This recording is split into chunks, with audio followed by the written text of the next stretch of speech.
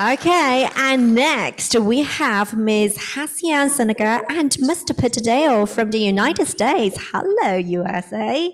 Hello. So, Ms. Sinaga, with over 25 years of community services, has substantial experience in leadership roles of vocational and peer employment training. As a director of community and workforce empowerment, Ms. Sinaga also sits in the RAM's executive leadership team, overseeing RAM's two largest divisions, higher ability vocational services and peer-based services. She is also developing innovative programs that enhance and empower peers in the integration of service within the larger San Francisco community. Also working in RAMs, Mr. Dale worked as a peer counselor for RAM Division of peer-based services at the RAM's Peer Wellness Center. He is not just a peer counselor, but also a senior lead peer counselor. And currently, as a peer supervisor, his work at Peer Wellness Center includes facilitating different groups, providing one-on-one peer counseling, overseeing the front desk, interacting with Peer Wellness Center members, and helping out the day-to-day operations of running the Peer Wellness Center. Ms. Sinaga and Mr. Dale will speak on the topic of the development of RAM's peer-based services and impact of peers within the behavioral system of care. So, hello. Thank you so much, and please welcome Ms. Sinaga and Mr. Dale. Hello, everybody. I'm Hasian Sinaga, and I'm here, of course, with my colleague, Mr. Peter Dale, and his wonderful dog, Gigi. Hi, Gigi. Thank you so much for the warm welcome, and we are so very pleased to be part of your conference today, this morning for you, this evening for us.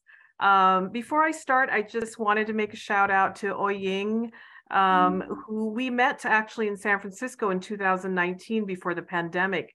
And she and her team came to visit us and was able to meet with us and visit our Peer Wellness Center. So we're very happy that we're able to connect again and contribute back to your conference today. So I'm going to start a little bit with some slides, and then we will have a video. We did produce a video of the work some of our peers were doing during the pandemic. Many of our peers were asked to be disaster service workers. So I wanted to show you a video of some of the work we're doing, but I'll go through after the video all the expansive things that our division of peer-based services at RAMS has been doing. But a little bit about RAMS. So RAMS started in 1974. We are a community-based mental health organization providing culturally responsive and consumer-guided comprehensive services to residents of San Francisco. We provide clinical and non-clinical services in over 30 languages with expertise in serving the Asian and Pacific Islander and Russian-speaking communities. Next slide. So that's us. Next slide. Okay, actually, before we start this, can I ask the person that's helping me here to start the video? Again, this is about a 5-minute video that we produced. It gives a little bit of context to what we were doing during the pandemic. And then we can talk a little bit more about it in our presentation and in Q&A. So can we start the video?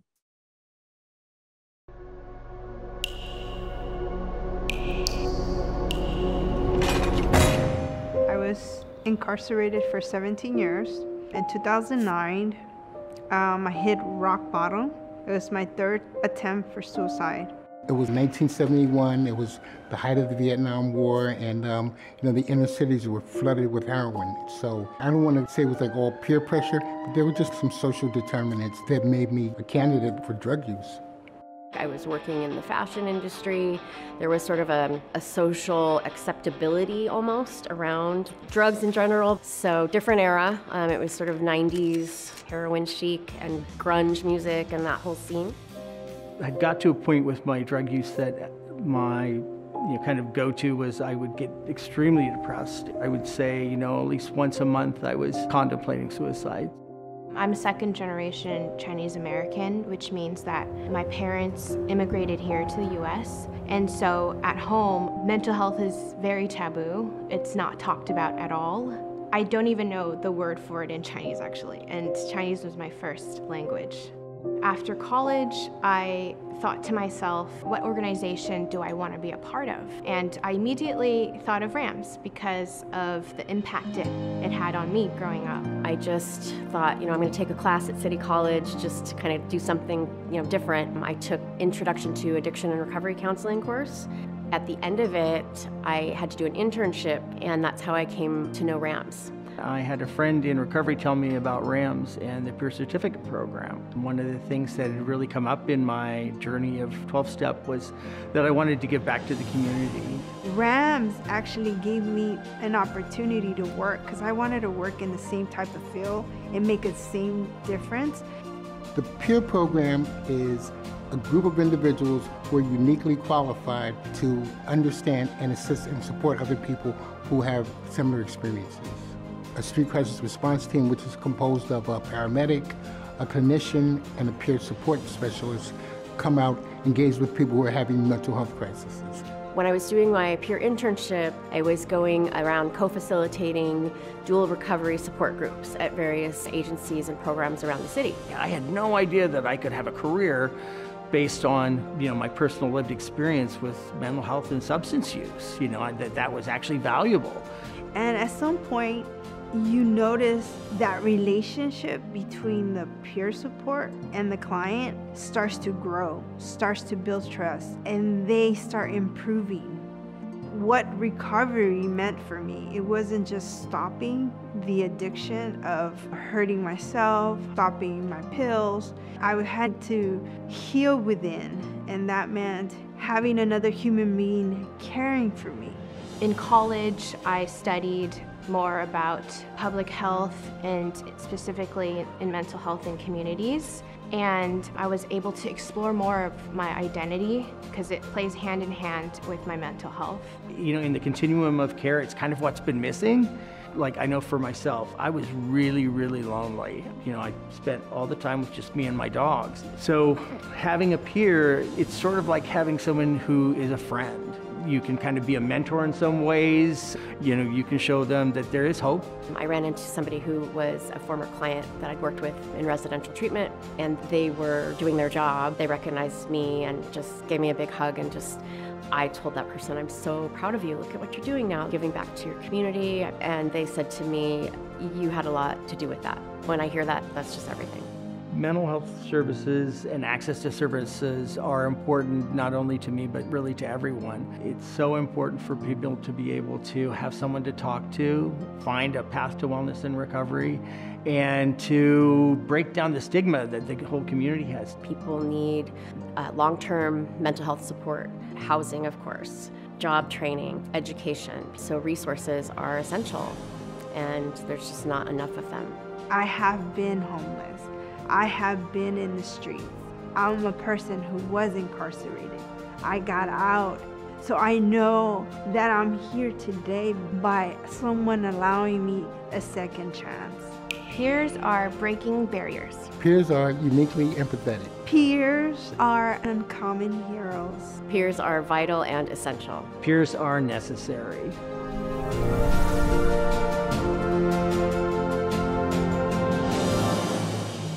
Okay, thank you. That was kind of, again, a snapshot of the spirit our peers bring to our community in San Francisco. And we were so happy that we could document it through a professional video production that we did in 2021. Okay, so I would like to talk a little bit about how we started our peer movement at RAMS in San Francisco. And so the title of the slide is Integration of Peer Counseling and Peer Support Services within San Francisco Behavioral Health Services. I will say it's not on this slide, but RAMS is one of the biggest providers for behavioral health services that contracts with the city and county of San Francisco. So when I put here San Francisco Behavioral Health Services, it's really a collaboration between many, I think you refer to as NGOs, we call it nonprofits in the United States, supporting the overall city and county services. So going back a little bit on history, in 2010, we started the first cohort of the RAMS Peer Specialist Mental Health Certificate Program in partnership with San Francisco State University. In fact, Peter is actually a graduate of that first cohort, and he will probably touch on that a little bit when he speaks with all of you later. And in 2012, we onboarded over 40 peer providers, including 6 peer counselors to RAMS. And when I say onboarded, there is some history behind that. You know, the service of peer counseling is not a new model, but in San Francisco a decade ago, it was a very disjointed model, meaning that we had peers within all kinds of city systems, within other NGOs that were doing peer work, but not necessarily fully trained or a good match for the work they were doing. So we, when I say in 2012, we onboarded 40 peer counselors, we actually absorbed, RAMS hired these counselors that were at risk of losing their jobs because their organization at that time was losing funding. So that's the reference to the 2012 onboarding of 40 peer counselors. Building on that, one of the biggest things that we achieved, and Peter was so involved with this as well, was the establishment of the first division of RAMS, the Division of Peer-Based Services. And in addition to that, we added 45 peer counselors, 15 peer support specialists, and we were placing folks in 30 different clinics and programs within San Francisco. In 2016, we created the first RAMS 100% peer-staffed drop-in center called the Peer Wellness Center, and it's located in the heart of downtown San Francisco. And as of 2019, our last count, we had served over 3,000 clients just in that year, in the first 2 years. During the pandemic, we served folks differently, as many of you may have done yourself as providers or as clients receiving services. And we don't have the counts for that yet, but when we were in person, we had a very vibrant drop-in center. And again, in the heart of San Francisco, in the part of San Francisco where primarily a lot of folks who are struggling with homelessness and substance use and behavioral health issues. Next slide. I think okay. So in 2017 through 2019, our work rapidly grew. Our relationship with the San Francisco County Behavioral Health Services strengthened, and they identified RAMS as being the premier peer provider in the city and county. And so they had encouraged us to apply for many of what we call innovative pilot projects, meaning to do novel work new to the system of care. So we had done several different things. One of them was the creation of street-based engagement teams and coordinated peer linkage teams working with clients exiting intensive case management services. So 2 separate things, but the model was really to meet folks in teams where they're at. The street engagement team is really meeting folks that are homeless, and not just meeting them, but really engaging and building trust and actually providing services where we would take them to city clinics if they needed it. So again, instead of having disjointed communities not coming to services and where they should be, we were going out there to engage with folks in the streets. The peer linkage team, working with clients exiting intensive case management, one of the things that we found in our system of care was when clients improved in their health and they were considered graduating from their intensive ICM programs, the ask was that they continue to see their clinicians at outpatient clinics, less intensive programs. What they discovered was the appointment rates dropped, meaning folks did not show up to their appointments. And over time, folks were back into the system of care in the emergency rooms, not getting the care they needed. So we started this pilot project where we would have peers work with clients at every stage of their exiting out of a different program and into a step down program, and not just doing the work of actually taking folks to appointments, but really having a long-term relationship, like over a year, and creating, again, a sense of trust, building relationships, and again, hoping that folks will really value the treatment that they're receiving and see that peers are there to support them. So we did a lot of that work in, like I said, 2017 to 2019. And then, of course, in 2020, all of us experienced the COVID-19 pandemic. So things had to change very quickly. Our work was in person. And so we had to move a lot of the work that we could into virtual services. So Peter was instrumental with our Peer Wellness Center. We converted all our in-person groups into virtual groups. We were able to, the first few months was really teaching clients how to access Zoom and to be able to use their technical equipment. We also helped the city distribute over 3,000 to 4,000 iPads to clients that were at risk of being disjointed or having access. So the first few months was critical in getting people the equipment and the education they need to receive services through telehealth. On top of that, because of the pandemic, again, people were disjointed, services shut down. There was an increase in behavioral health issues on the streets of San Francisco. So the San Francisco Fire Department partnered with RAMS in this novel program where we would have a peer, a paramedic, and a clinician working in teams. And as you saw in the video, the red truck that said Street Crisis Response Team, it looks like an ambulance, but it's not, but it is part of the ambulance service. We created teams that would cover responding to behavioral health crisis on the streets and in homes that did not require police intervention. So what we wanted to do was to address helping people in need, but because police usually are the ones that respond to that, and the community has not had good experiences with police in terms of mental health clients, we were part of this program that served the community, and we still do. So we have peer counselors, over 35 peer counselors working in teams with San Francisco Fire Department and the clinical arm to staff the city 7 teams. Actually, now we're 10 teams, 24/7, meaning every day, every hour of the week. So that was a big achievement, and we continue to have good data coming in about how we're supporting the community in San Francisco. Okay, let's see, kind of in closing here, in 2022, with a lot of the work that we're doing, RAMS was the recipient of the prestigious Nonprofit of the Year award from the state of California. So really what it is our state government has assembly folks that kind of like government officials that actually represent our counties, and they vote on impact organizations within the whole state of California. And California has 52 counties. Each county has a few million people. The whole state actually has 40 million people. And RAMS was awarded the Nonprofit of the Year for the whole state. So we're very, very humbled by that achievement.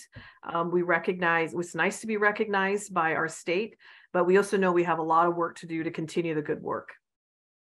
Okay, so currently our RAMS peer-based services, we employ over 120 peer counselors and specialists.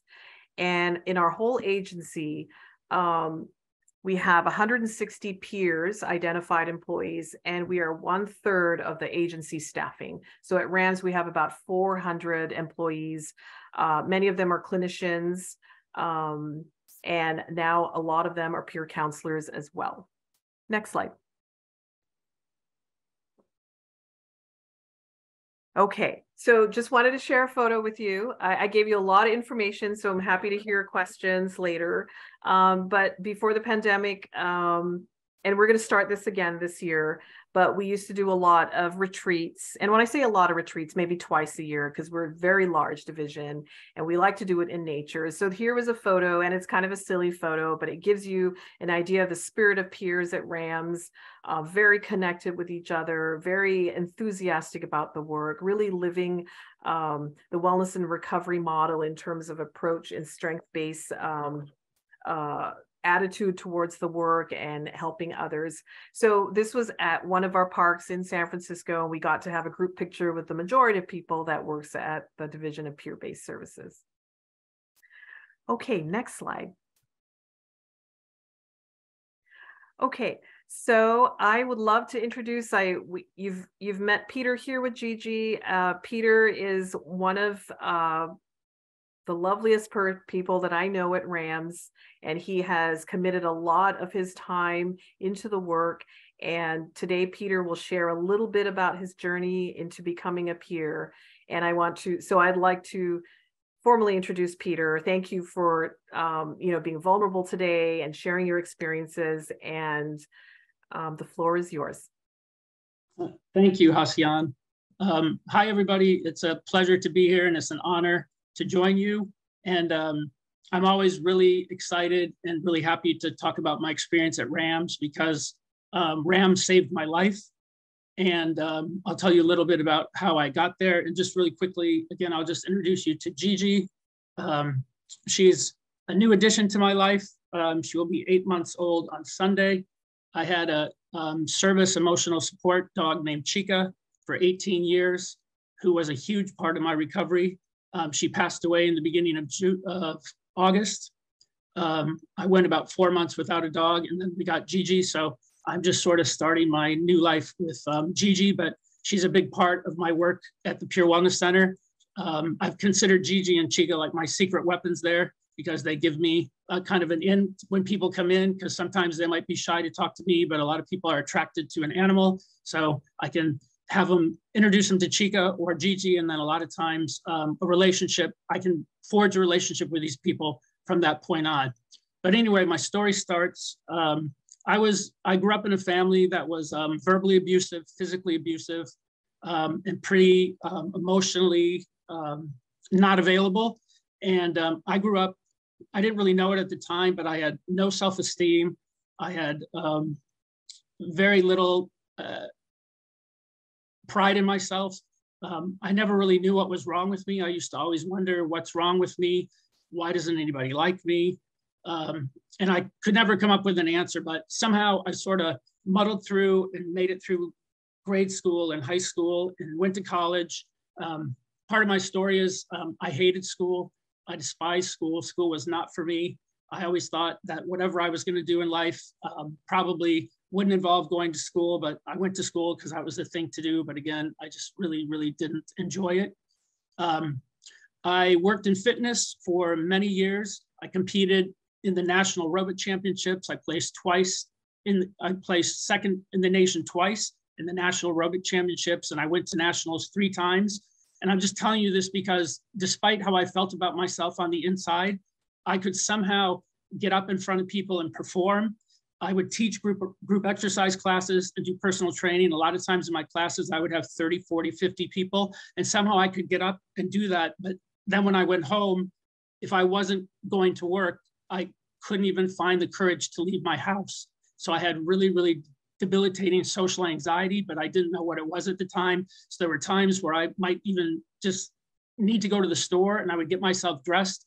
I would take a look in the mirror and I would say, I can't go out. I can't stand the way I look. I can't stand who I am. And I would take off all my clothes and I would just stay home. So fast forward to 2003, I got diagnosed with 3 life-threatening illnesses in succession in the space of a year. One day at work, they had a conversation with me and told me they wanted me to go home and take care of myself. So at that time, I actually lost my job. I lost my career. I always thought that the things that I told you about, the way I felt about myself, that they were quirks. I never thought they were mental health issues. And when I got sent home from work and I was so sick, my quirks kind of took root. and they really started to impact my everyday life. But at the same time, I was fighting for my life. I was fighting to get healthy again, and I was fighting to survive. Fast forward to a few years went by, and I had some successful treatments, and I started doing better. And then it was time for me to sort of restart my life again. So I went to an agency here in San Francisco, and I was part of their employment services program, where they were helping me to find a job, working with a resume and trying to do your interview skills and things like that. But nothing ever resonated with me, and I just really felt lost, and I really thought, what am I going to do? And then one day I was sitting at home, and I got an email, and it was an email saying that RAMS was coming to this agency to do a presentation on the Peer Specialist Mental Health Certificate course. And I read that email, and I don't know if you people know who The Grinch That Stole Christmas, but I feel like my heart expanded 100 times. And I said to myself, this is what I'm supposed to do. And I don't know how I knew that. I didn't even know what a peer was at the time. So I set out to apply for the course. It's a competitive application process. The application process was extremely challenging for me. I think that in applying for the course, that's when my healing journey really started, because part of applying for the course, you share your past, you share your struggles, you share why you want to be a part of the course and what brought you there. And I put things in my application that I'd never, ever told anybody. I had so much shame, and I had so much just embarrassment. I just could never say these things out loud. I had a therapist, and I never even told these things to my therapist. So anyway, of applying, I shared my paper, my application with my brother. And when he read it, one of my brothers, and he said, you know, I never knew any of these things about you. So I think that was the beginning of me releasing some of these demons that I had inside that sort of prevented me from really living and really being myself. And another thing I'll say really quickly is that when I started going to my therapist, I remember she asked me a question, have you ever thought about committing suicide? And I told her, I mean, I have, and if I believed all the things that people told me about me growing up, my family, I would have already killed myself. But there's something inside of me that tells me that that's not who I am, that there's more to me. And if I could just one day even say I like myself, let alone love myself, I would be ecstatic. So fast forward to now, I can actually say I like myself, I love myself, and that's a major accomplishment for me. And a lot of that came from RAMS. So I got into the course. I got into the very first cohort of the Peer Specialist Mental Health Certificate course. Even though I didn't like school, I remember I was so excited that I got in, and it seemed like such a great opportunity. I told myself, I'm going to make sure these people know that they picked the right person. So I'm going to show up on time. I'm going to do everything I can, do all my assignments. I'm going to do everything I can to do the best job to really let them know they picked the right person. And that's what I did. So that went on for 12 weeks. I had a very successful time there. It was unlike any kind of experience I'd ever had in school before. And when I was in there, I'd heard about a program at City College, the Community Mental Health Worker Certificate program. So one day I went home from class at RAMS, and I applied to go to school at City College, and I got accepted. And I remember thinking to myself, who am I? Like, how am I now applying to go to this college to take more classes? Like, what happened to me? So anyway, I went there. I went for 5 years. I got a few different certificates there. I never got less than an A, which was a whole different experience for me in school. And when I graduated from the Community Mental Health Worker Certificate program, they asked me to speak at the graduation and represent my class, which still makes me cry, because the only thing I ever thought that a higher education, a college, university would ever ask me to do was basically leave, because I didn't really apply myself, and I didn't really feel like there was much there for me. So I found out I was a person that really did love school. So fast forward, that took me, I was never looking for work, because during this time that I told you where I was so sick, I also was labeled disabled, which was a whole nother shaming experience for me. But through the course at RAMS, I learned that all these things that I was so ashamed of, that I thought were going to destroy my life, that I thought nobody wanted me for, were actually strengths, and they were actually valuable, and that I as a peer counselor could turn all those things into positives, and I could use them to not only improve my life, but I could also use them to improve the lives of other people. And I'll tell you that today, I've been working at the Peer Wellness Center for 7 years. I get to do that every single day. I get to help other people. And when I'm helping other people, I'm also helping myself. And it seems like too good to be true. But I always tell Hasian I would do this work for free because I get so much out of it and I like it so much.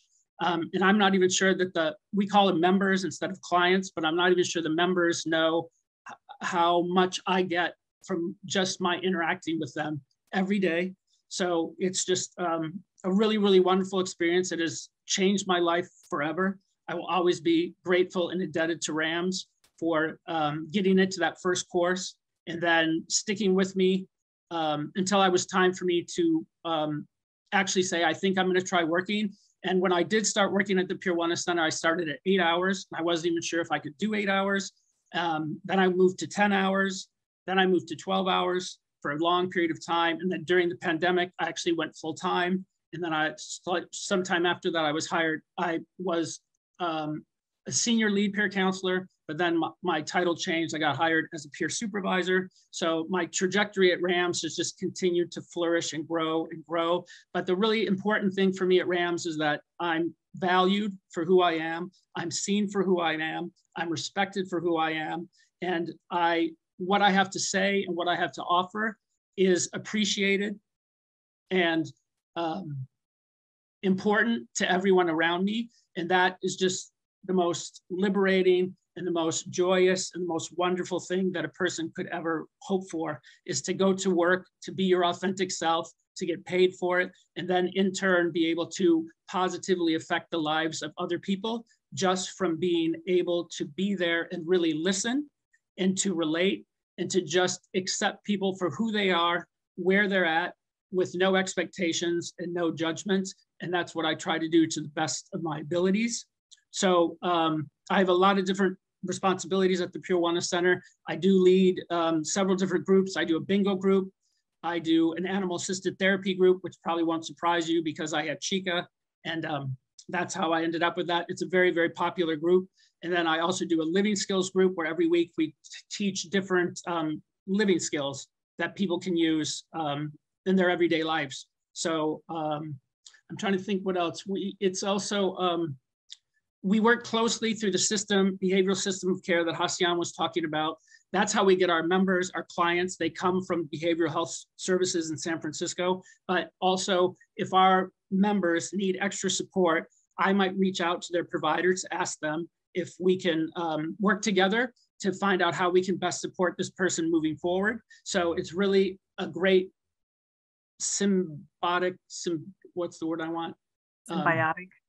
Yeah, symbiotic relationship.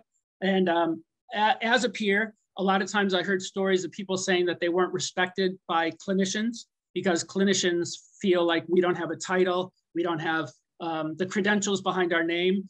So who are we? And maybe we want to take their jobs. We do our jobs best when we work in conjunction with them, but I can say that I've never had a bad experience with a clinician that I called. They were always very appreciative. They were always very respectful, and they always were really glad that I was reaching out to them to work together to give their client the best care and the best experience that we could give them. So that's an important part of our work, and I'm just proud to be able to do it every day. And I'm really proud to be here and to represent RAMS. And again, I think the crux of my story is that sometimes we have these things inside and we have these struggles. And I know for me, I'm my own worst critic, but like I said, all the things that I thought were going to destroy my life that made me worthless are actually strengths that make me a good peer counselor.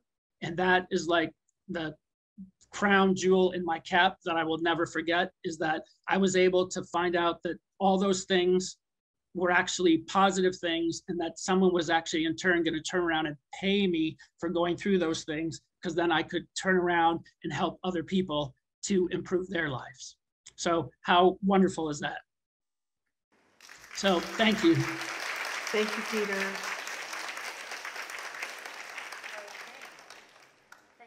Am I back on? Okay, thank you very much. And I really love Gigi. Can you show us Gigi again?